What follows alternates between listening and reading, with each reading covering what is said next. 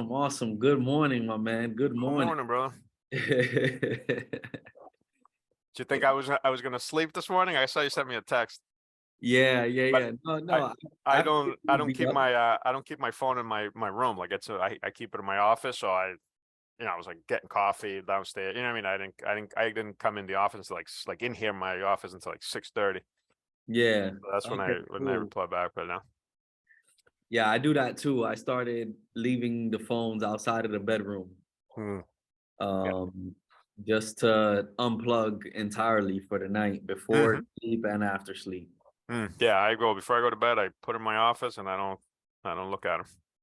Yeah, that's awesome. That's awesome. Well, we had some technical difficulties getting on at first, but we're here now for the first episode of the DM, Florida Real Estate Daily Memo. So I'm super excited for us to get this started. I think it's long overdue since our last video. Just to introduce ourselves, I'm Robert Murillo, and I'm here with superstar mortgage originator. Go ahead, introduce yourself, John. Hey, John Sepulveda here, and MLS 1309244 from Origin Point. Good to be here and sharing some time with you this morning, man. Yeah, definitely, definitely. So we've come together to go ahead and bring to you guys the DM, pretty much a daily memo letting you guys know what's happening in the market. You know, still one of the number one things that's been happening for buyers is, just being so much on the fence due to interest rates. And, we've got a lot of I guess updates to provide with the audience, just to give you guys information and let you all know, what is happening so that you can make the best decision, the most informed decisions with the shifts that are occurring in the market. So, what do you want to go ahead and get started with, John? So let me share my screen, and I can start uh, giving you some information about the current market. And it's really, even though rates are high and you hear all this hype on the news and all these things about a crash and what's happening and, doom and gloom and all this stuff, it's actually a really good time for buyers to buy. And there's a small window of opportunity still, that will allow some people to, if they act now, they were able to, perhaps get in before the market switches. And I'm going to provide some information that I got from MBS Highway, which is a really good source of info that I utilize, and just give people an idea of what's happening in the market, sort of what the state of the market is now, and sort of inflation and rates, etc. So we can get an idea and get some information out to people. If that sounds good to you, Robert. Yeah, that sounds good to me. Now, real quick, very briefly, before we get into it, what when you say before the market switches, what do we mean by that exactly? Well, there's right now rates are high, right? And people are on the fence and people are holding. Mhm. And the data shows that there is going to be a shift coming, and that's what I'm going to explain to you in this presentation I put together. That's what the data points to, right? The data kind of leads the way, and you know what to expect, right? That I can't predict the future, and I can't guarantee that's going to happen, but the data points that way. And I just want to make most people not aware of this stuff. Like, this stuff is happening, and people just are living their lives daily and not really aware what's happening. It's all related to, Silicon Valley Bank and all this stuff that's happening. It's all related to this. So this Okay. hopefully will give people some information about what's going on, and provide people with the tools to make a decision to hold or not on buying a house, but with real information, not just what they hear in the news is doom and gloom and that's it. Yeah, I'm glad you mentioned that because I have been seeing those bank collapses on the news or hearing about them through social media, but I'm gonna be honest, I don't know entirely what that's all about. So I'm glad Well, we'll be getting some I insight. will I will give a 2 or 3 minute summary and try to explain in plain, English exactly what that's about. Okay, awesome, awesome. So let's go right into it whenever Let's you're do it. ready. All right. So as we know, inflate. Can you see my screen, by the way? Yeah, I can Yeah. see All it. right. So as you know, inflation's on the way down, right? We can see it. It's still high. Costs are still high when you go to the grocery store, but it's kind of leveled off. And if you can see on this chart, March of a year ago, it was about 6.4%. If you see on the on the left hand side, and on the right hand side, January of 2023, that's where we're at now, right? That line points to sort of that. This is important because what the Fed does when they decide if they're going to hike rates or not, and there's a meeting next week and on the Fed, and we'll talk about that in a second, how this is a very, very important week for the financial system and the mortgage and real estate industry. So the Fed decides, and the Fed has a number of 2%, and which is where they want inflation to be at. That's where it always is, supposedly, and that's where they want to be at. So right now we are at 5.5%, 5.4%. I forget what the last number was. That's where we're currently. We were as high as like 11%, when this whole thing started. So it's definitely been going down. What happens is what the Fed does is, right, they use all different costs in the economy. Shelter cost is one of those units or measures that they utilize, right, to come up with what the CPI index is and, just sort of what the economy is doing. So shelter costs are accounted for in these reports that they do every month. The problem is that shelter costs are lagging, meaning they show up afterwards, right? So if you think about this, if you see this image, the roller coaster, the guy in the front cart, they are current housing costs. But the Fed is looking at the report and he's looking at the cost of the housing, the shelter cost of the guy in the last cart of the roller coaster. So they haven't come up yet. The front cart made it over, but the last cart has not yet. So if you look at this chart, Yeah. the pink is current shelter costs, right? So the pink is the real shelter costs, the guy in the front, right? That's that pink line right here. So right now it's about 3%. If we can see here on the screen, right? January 23, that's where we're at now. If we add the blue line, this is the CPI index, right? This is what the Fed looks at year over year. This is this blue line right here. This is where that reading was last month, 7.9. And that's because the 7.9 that the Fed is looking at is the guy in the last cart on the roller coaster. He hasn't gotten to the top yet. But the real shelter costs are here in the front of the roller coaster. We've already gone over the hump, right? So it's like the Fed, what the Fed is doing is the Fed is setting policy, driving forward, looking at the rearview mirror. That's how they're setting policy. And that's how they always set policy. If you remember about a year ago in the news, when this whole thing, when the inflation started, if you recall, the Fed and the Secretary of the Treasury were saying in rhythm, no inflation. Then they went to transitory. It's transitory. Like that was the language they used. Then when they realized, oh crap, we're in trouble, they started using the word soft landing. And we're going to have a soft landing. I'm sure you heard that in the news because that's what all the news was saying. Soft landing, soft landing. Soft landing means, it's going to be easy and people are not going to feel the pain. Right. So that's one thing they've been saying. However, the Fed, if you go back and every single meeting the Fed's had since they started raising rates a year ago, the Fed has said in every meeting, this is going to be painful. This is going to be painful. We're not going to stop.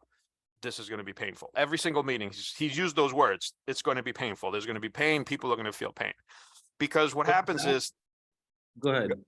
What happens is in order to bring down inflation, the Fed has to stop, number one, the QE, right? The easing and the printing of money that they were doing. They're actually taking money out of the system. I think it's 95 million a year. It's the number that they've been taken out of the system, right? So that there's less money and there's less demands for things and for items, right? And then that's what brings inflation down, because less people, now there's a lot of money, so people want things. The supply chain issues, they pay more money. You saw it in housing, there was not a lot of inventory. They paid extra because they had the extra money, right? That brought up the pricing. That's what inflation is, right? So what the Fed is trying to do is just bring inflation down by cutting like the demand, the people wanting to buy stuff. And the way that's done is they rise the interest rates, overnight lending that banks lend to each other. We were at 0 for 15 years. And in a year, we've gone from 0 to 4.5.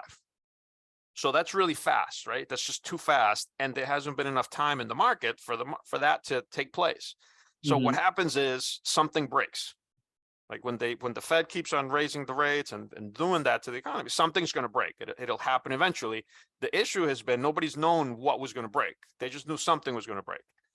At the same time, it's been, so people are saying this is going to be like 2008, right? Housing and there's doom and gloom and it's going to happen again. So people, number one, are on the sidelines because they're thinking, okay, the market's going to crash and property values are going to lose their value and it's going to happen again. And then you have the really high interest rates, right? So that people are like, oh, I can't afford this house, I'm holding off. That's kind of what's feeding the people holding off, right?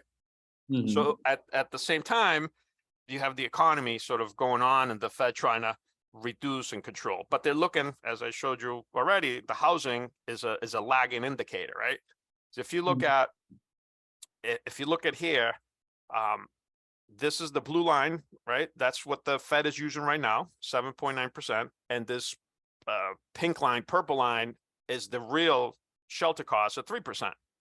So the difference between those is 4.9%, right? If you look at the report that the Fed uses, shelter costs accounts for 43% of that entire report. So if the Fed was actually using the real shelter cost, the difference is 4.9%, and it says 43% of the report, 2% would be that's the number, right? The difference between 7.9 and 3 is 4.9, and you multiply that by 43%, which is what's used on the report, that equals 2%. So the real rate, instead of 5.5, should be 3.5 if you reduce this number here, right? The real number versus the lagging number. The pink is the front of the cart in the roller coaster. The blue is the back of the cart in the roller coaster. So if the Fed used the real number, the current housing, the front of the cart, inflation would really be 3.5% right now, instead of the 5.5% that the Fed is using as a number of inflation. You follow me? So my question is why? Why do they do that? Why are they reporting from the end of the cart? That's the $1 million question. And you have all these analysts and all these people pointing exactly the same thing I'm saying, and the Fed continues going forward. So that's what's happening, right? And so that's one part. At the same time, the market is betting that the Fed is going to pivot. You probably heard these words on the news as well. Pivot, right? Pivot means that he's going to stop raising rates and either pause or start cutting rates. That's the pivot. So the market has been saying the Fed's going to pivot, the Fed's going to pivot, the Fed's going to pivot. And every meeting, the Fed has been saying, I'm not going to do it. There's going to be pain. There's going to be pain, right? That's kind of the battle that's happening now.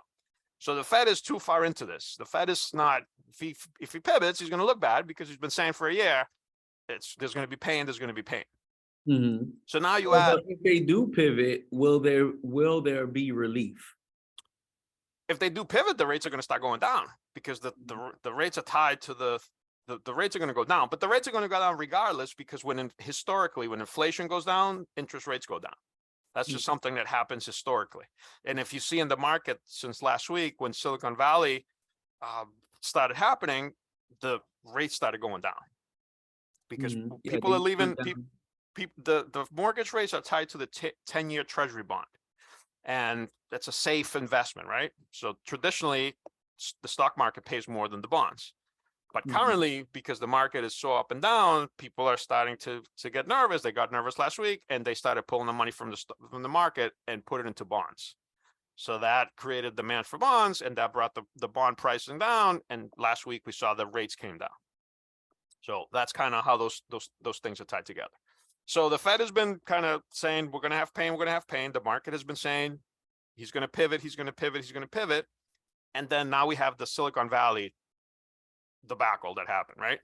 And basically what happened with that is the bank, and this is what's coming out, right? The reports that are coming out is banks hold about 10% of the deposits. That's what the law says. So they take the money, they keep 10%, and then the rest they invest. The other 90%, they invest it in, they do car loans, mortgage loans, and they invest some of that money, right? They don't actually keep the depositors' money 100% on their account.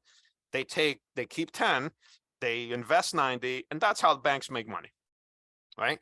So what banks did is they took some of this money and they put it into bonds, and they bought long-term bonds. All this stuff that's been happening, there's another term that you might have heard called the inverted yield curve. And what that happens is, I have not heard that term. I don't know what it means. All right, so I'll tell you what the inverted yield curve means. The inverted yield curve is, and every time there's been an inverted yield curve, there's always been a recession, right? That's just the certain things that always happen. That's one of those. The inverted yield curve means is that you take the 2-year treasury bond and you take the 10-year treasury bond, and the 2-year, right? So the way it works, if you take your money, you invest it for 2 years, you get an amount of interest, right? And if you invest it for 10 years, you get traditionally a higher amount of interest because you're tying up your money for longer term. What's been happening for the past year, that yield curve has been inverted. That means backwards. So they've been paying more money for the 2-year than the 10-year. So if I take a 10-year, it's giving me less money than the 2-year, which doesn't make any sense, right? Because why would you tie up money for long term? Yeah, exactly. Why allow it to be tied up for longer when you're going to make less? Yeah, right. That's just because it's still safe. 2 years, 10 years as a treasury bond. The government backs it up. The government is always going to pay because they can always print the money if something happens. So there's no worry with that. But the 2-year should be paying less money than the 10-year. But it's inverted, so it has not been doing that. Right. So now the treasury bonds, are they something that you can borrow against? Banks could theoretically, not people, but like, or investors, I guess they could theoretically, but it's just something that they take the money and they place it there. So what happened in Silicon Valley is they had this money, a very large amount of money, into these 10-year bonds. Okay. So the money's tied up there, right?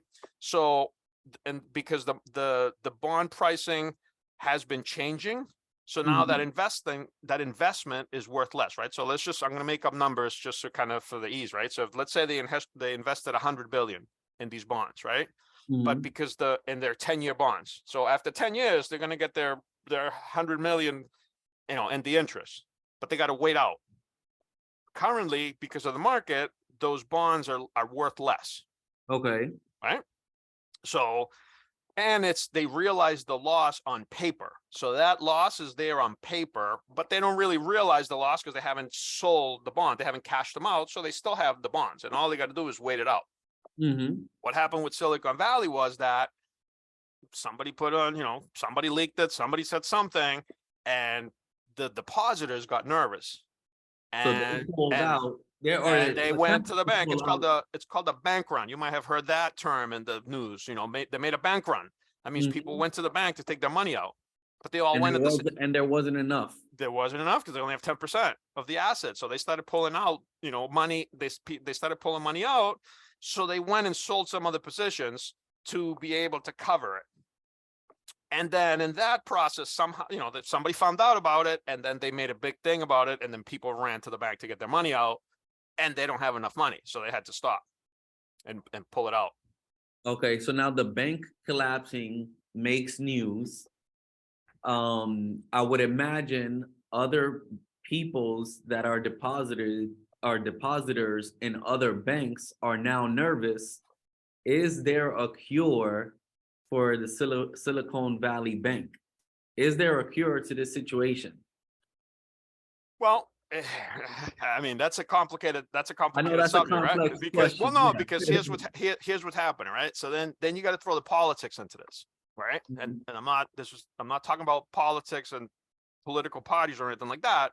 I'm just kind of relating what the news are, right?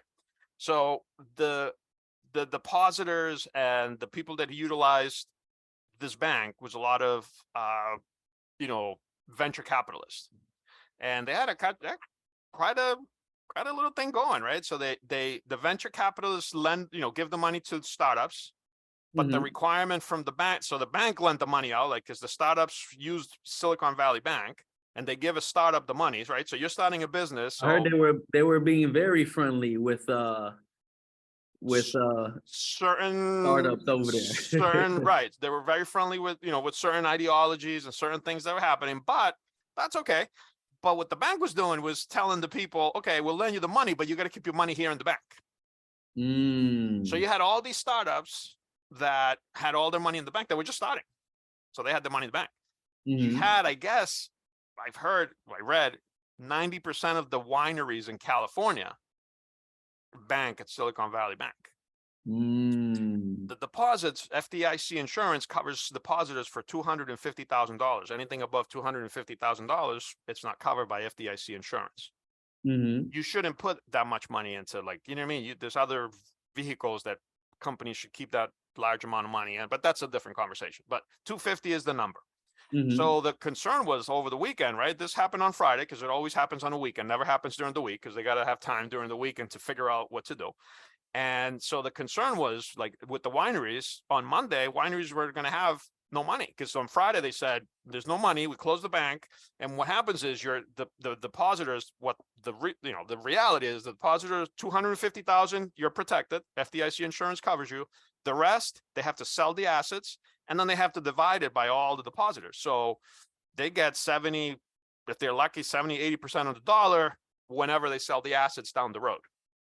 That's what happens traditionally with a bank that size if it were to fail, right? There's some that you might have heard the term too big to fail. So there's like the big four, you know, JP Morgan and Wells and BA, like there's these big banks that they say we can't let them fail. But this is one that's a smaller bank, you know, theoretically it could, and the law says, yeah, you know, it's fine.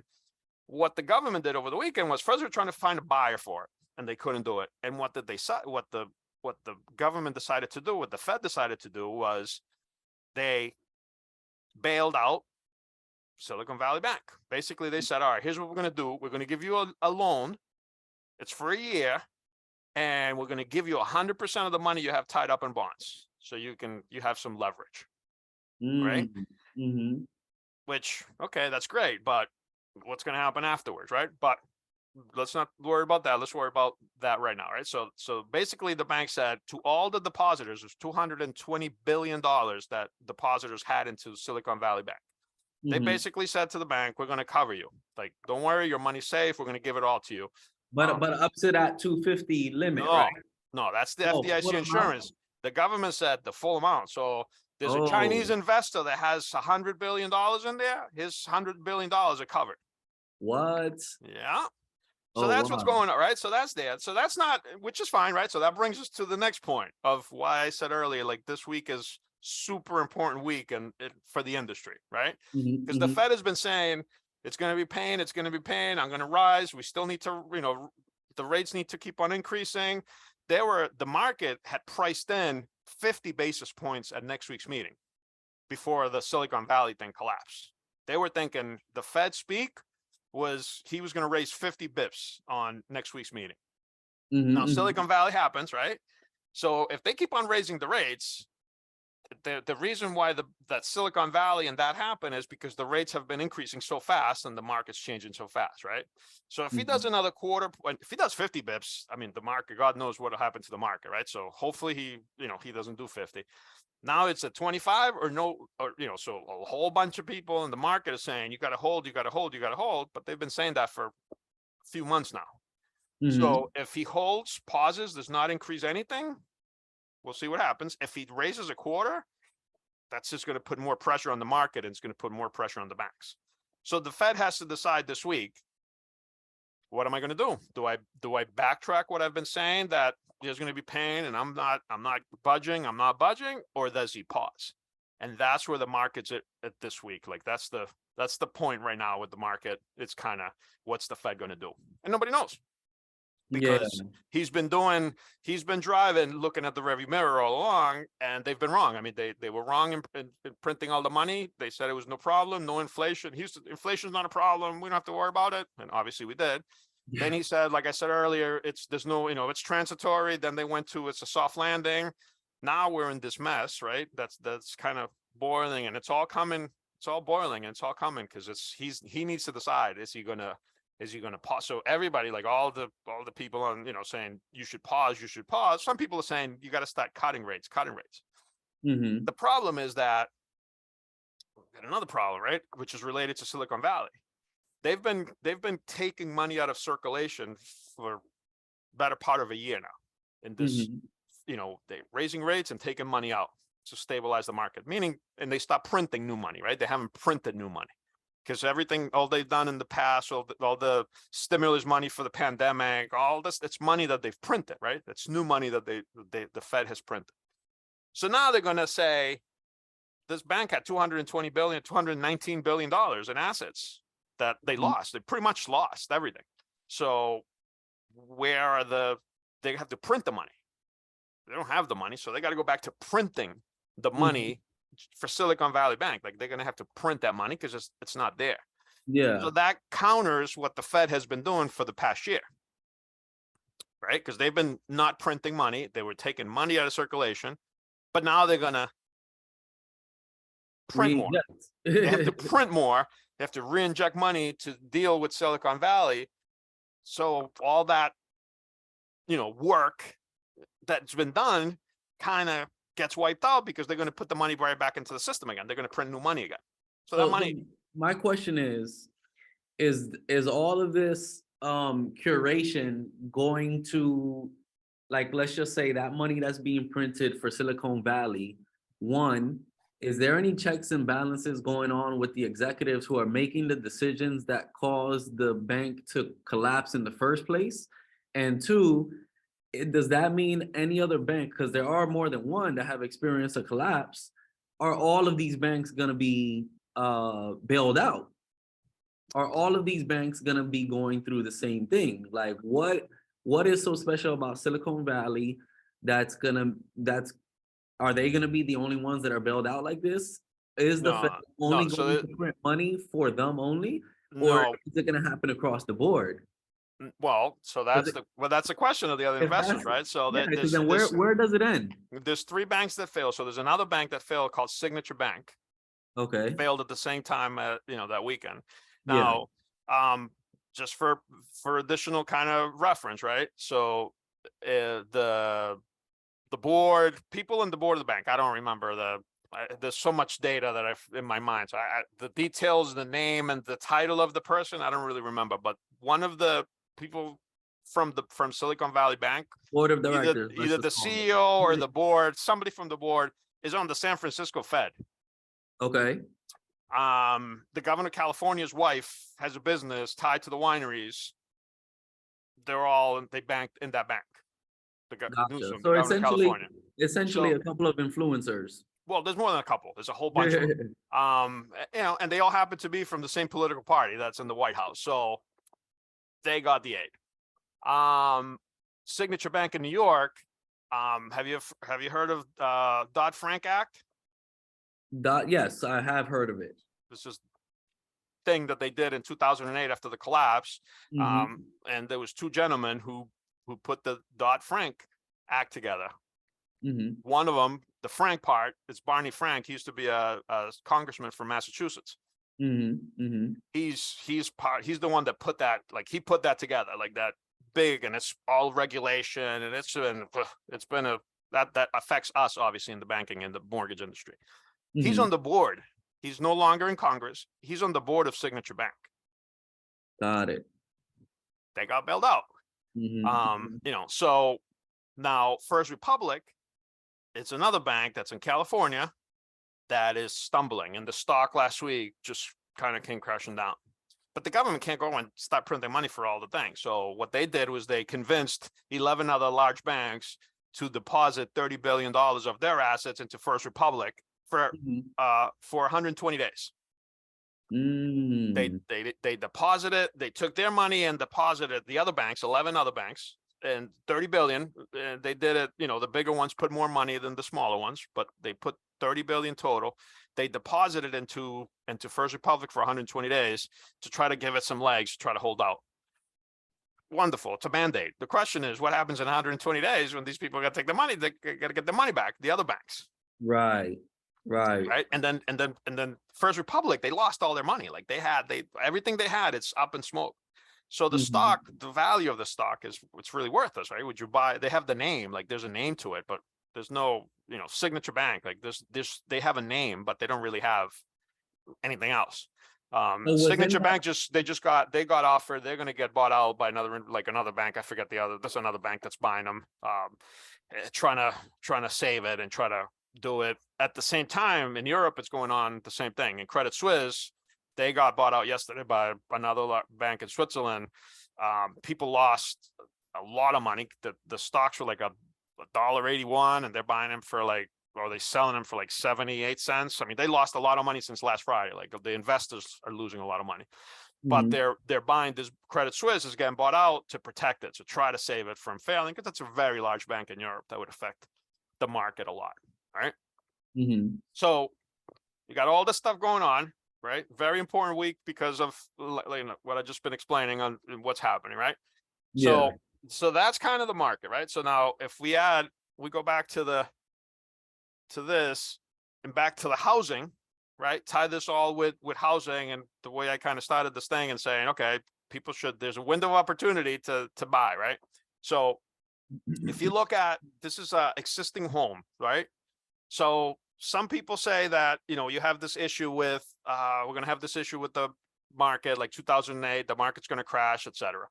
In 2008, 2007, you see this graphic here, there was 4 million homes in inventory in the United States. That's how much inventory was, right? So that's what part of what fed the housing crisis that we had in 2008, because of 4 million homes. This data report is based on nationwide statistics, not correct. Nationwide, yeah. Okay. Yeah, this is nationwide, yeah. Okay. So, but it relates. It's correlated because it's right. So in 2007, there were 4 million homes. And in 2023, there's 980,000 homes in the market in inventory. That's the current inventory.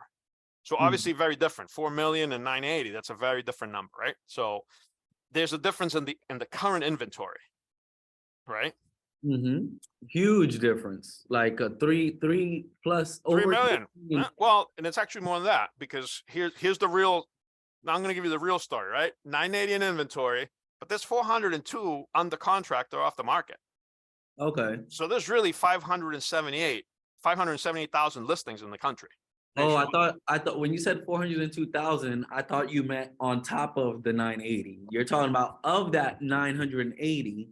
There's 402,000 under contract or off the market for whatever reason. Yeah. So that's 578 is the figure that's nationwide of listings. Wow. Of annual household formations, which is what happens when, like a couple gets married, they go move out, or somebody moves from their parents' home and they move into their own, or something happens, a new household is formed, right? When when a young person moves out from their parents' homes, the parents' home stays there. That doesn't disappear. They just go form a new one. They move in with their roommates. They live by themselves. They get married. Whatever they do, right? They form a new household. The expectation of new household formations in this year is 1.9 million in the country. So if 1.9 million new households are going to be formed, there's only 578,000 available. Last month's permits, new construction single family permits, was 1.3 million. So that's going to be in the future. There's a shortage of inventory, which so brings me to my kind of what I said originally of, what it's a good time to do this now, right? To buy now. And if you look at this example that I kind of, that's here on this thing, you take a house that's, 500,000, do a 400,000 loan amount. Rates have gone up about 1% over a year. They've actually, last week they went down, so it's not, 1% now, but the math, let's do the math. So if we do $100,000, right? $400,000 loan, right? Yeah, And if 20% we, down. and if we do that 1%, just what the difference is, right? That raise in interest in 1%, that Mm-hmm. equates to about $257 a year, right? Mm-hmm. A month, sorry, 3,000 a Mm-hmm. year. Um, what's happening now is we are sort of going down, right? We're at the peak. There are the rates sort of with the market. What's happening? Rates are kind of, kind of crazy. And if you go back to that original slide with the roller coaster with the lagging indicator, right? Mm-hmm. On the May 10th report, that's going to come out, of the CPI report from May 10th. That was going to be one of my questions, but we'll get into that after. Go ahead. Go ahead. So on the May 10th report, the back of the roller coaster is going to make it over the hump. So on the Okay. May 10th report, they're going to have the roller coaster over the hump with the real housing numbers. They're not that lagging indicator. It's not going to be lagging anymore May 10th. That's what they're going to be looking at. Now, the real number is going to be different, but they're not going to be looking at the real number. They're going to be looking at the last card in the roller coaster. So on May 10th, that last card, that data is it's there, and the CPI index is tied to it. So if he doesn't do it by then, if he doesn't pivot, he doesn't stop by then, if he has not done it by then, May 10th, it's gonna have to happen because that data is going to be there, and the inflation is going to be way down, and he's going to like, oh my God, inflation is 3.5%. It's in a sense, it's kind of like you're predicting the future, and it sounds like, the Fed is going to experience some whiplash. If like, now that may change, right? Yeah. That May 10th date might change to this week because this is a crucial week. Okay, so in what he decides. you're saying that the agenda is being hyper accelerated due to the current circumstances in the market. It may. Could be. We don't know. We don't know what the Yeah, Fed's going to do, right? Like everything points to the Fed. Hey man, you got to stop doing this. You're going to break some, you're going to create some major damage, which they may have already. We don't know, right? We don't know because now people are saying now they went from soft landing to, they're going to have a recession at the end of the year. Like now the talk's starting to change, but there's been talk of a recession for over a year. Like it's not new. The data is there. The yield has been inverted for a year. Like all this data is here, and you just got to look at it. So, so just to kind of finish this up, right? So the market, if you now, right, assuming sort of where the market's still at now, there's less buyers currently in the market, right? And I say less. Okay, so it's not that there's less buyers. The demand is too strong, but there's less people inclined to buy because of the cost of buying. Of the market. There's more buyers on the sidelines because they're afraid. They're afraid of 2008 happening again and people losing their homes and being upside down. That's a big fear. As I showed you with the numbers, there's no inventory. There's not enough inventory for that to happen, right? 4 million in 2008, whole different picture, whole different world. So buyers are on the sideline because they think they're afraid that the market's going to crash. And actually, from speaking to buyers, it's not even, I get the sense that it's not that they're afraid that they're going to lose their money. They're waiting for prices. They think prices are going to go down, and they're waiting to cash in and buy real cheap, like they did in the past, like people did in the past. It's more that, like, when I talk to people, it's more, I'm waiting for the prices to go down than, I'm afraid of losing money, right? And unfortunately, they're incorrect in both instances because they're not going to go down. And that phrase right there, I'm afraid of losing money. Like, you're basically saying, I'd rather lose money in rent than to own and risk my property's value going down instead of up. Correct. So now there's more people on the sidelines. So what I mean by this is a good time and there's a small window if people buy now is there's less demand, right? There's still multiple offers, I'm sure you know, there's still multiple offers on properties. Oh, absolutely. Especially on homes under 300,000, under 400,000, The multiple offer situations are still there. It's still happening, but it's a different beast than it was last year.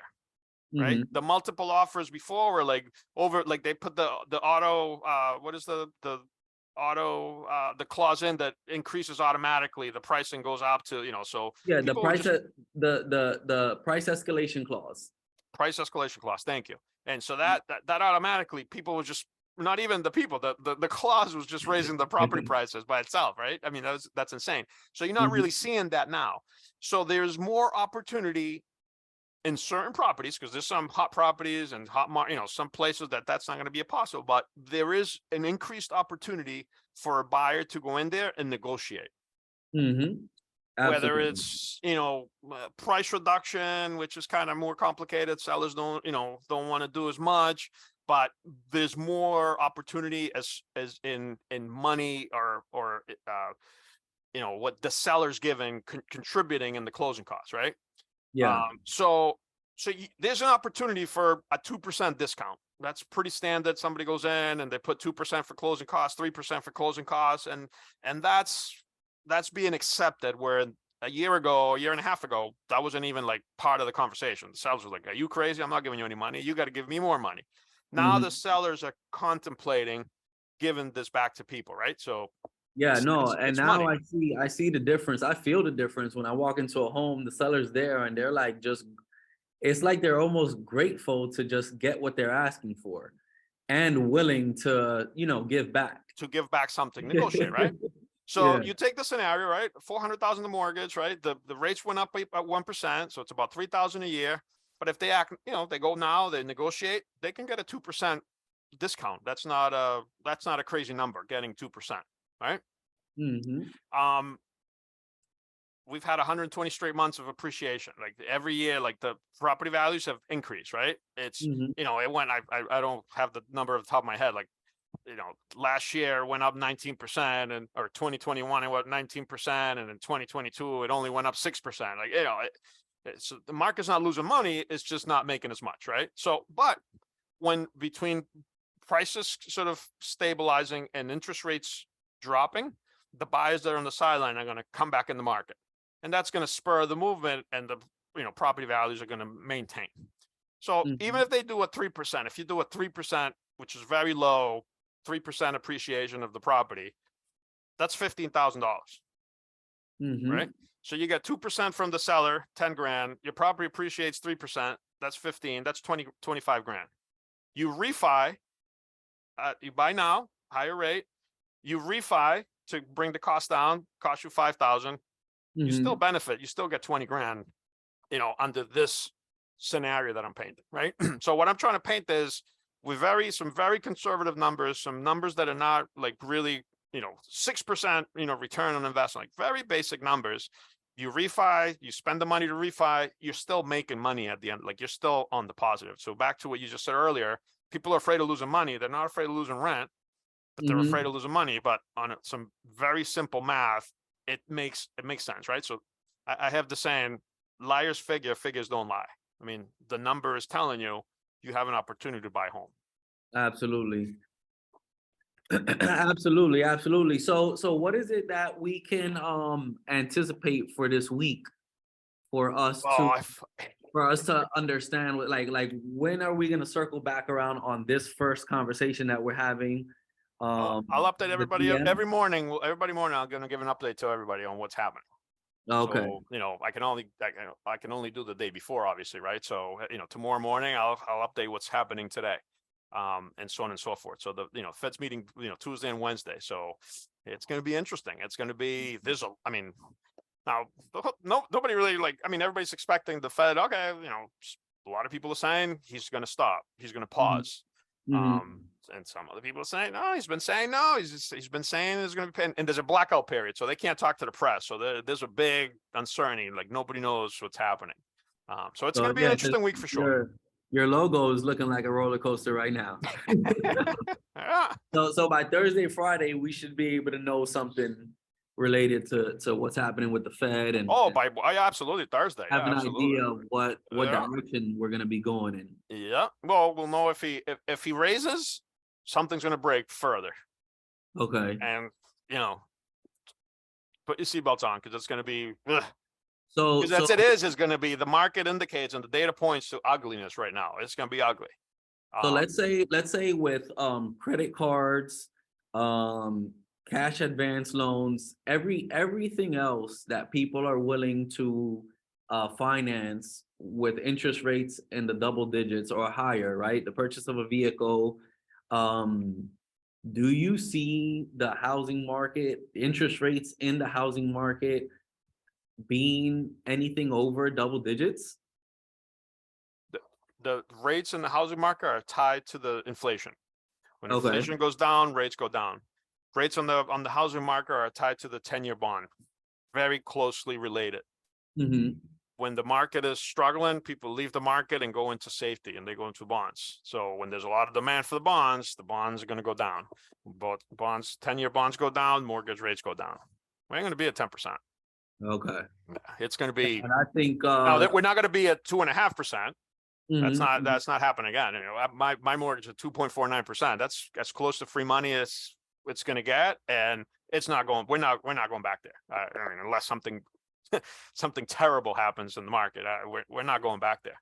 mhm. Not that the data doesn't point that we're going back to that. So we're And going to be. what do you think about the overall opinion? Everybody that, there's still this huge, overly anticipated market crash, right? That so many people have been waiting for since 2008, and the exact opposite has been happening. So now, like, the trajectory, I mean, with the level of demand that there is on the market and how little inventory there is, when you put both of them together, our homes going to appreciate even further.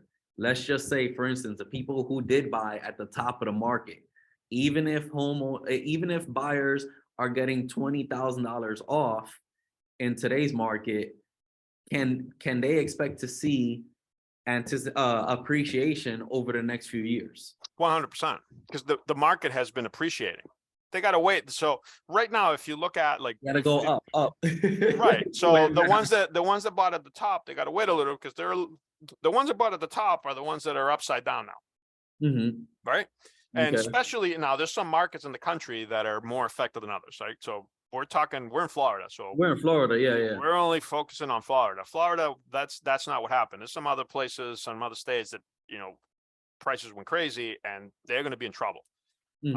Just because the market has to adjust, because they went up too fast, too much.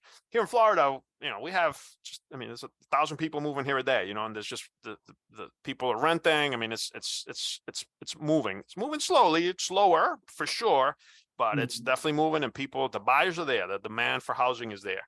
There's just not enough housing, and then, it's just a matter of, maneuvering the market. But I feel that the people that bought, they have to wait. If they sell, obviously they're not gonna get their money back. But if they hang on, once rates go down and the market adjusts, their properties will continue appreciating. Okay, so what is the best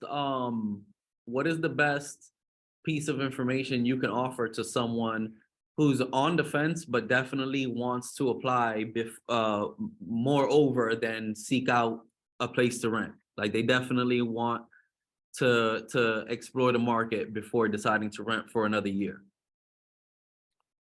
Well, look at the numbers. I mean, look at this. Go back and watch this recording and do the math and look at the numbers. And if you already have an agent and a lender you're working with, call them up and say, hey, how come you haven't given me this information before? And if you want that information, give us a call, and we'll be glad to walk buyers through this and hold their hands and show them how this is, right? Because if you have the information, you can make decisions. It's really, if you have this information, I feel that this information that I just shared is very important. And I feel that most of the people have no clue that this is happening, even in the real estate industry, never mind buyers.